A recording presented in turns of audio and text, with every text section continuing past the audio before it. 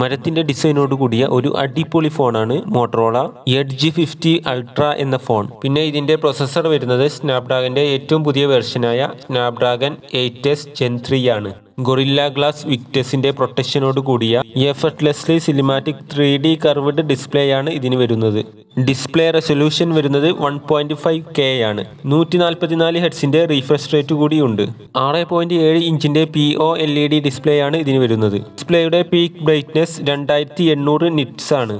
പിന്നെ ഈ ഫോൺ വേൾഡിലെ first FSC certified real wood finish ഫോണാണ്.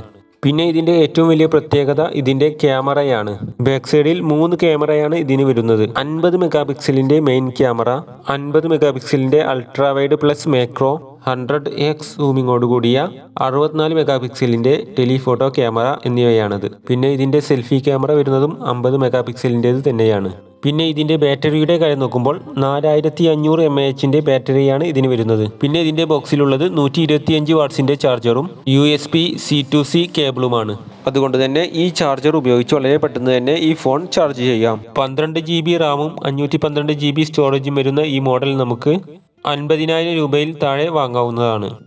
പെർഫോമൻസിനും ക്യാമറക്കും ഒരുപാട് ഇമ്പോർട്ടൻസ് നൽകുന്ന ഈ ഫോണിന്റെ വിൽപ്പന സ്റ്റാർട്ട് ചെയ്യുന്നത് ജൂൺ 24 12 PM മുതലാണ്.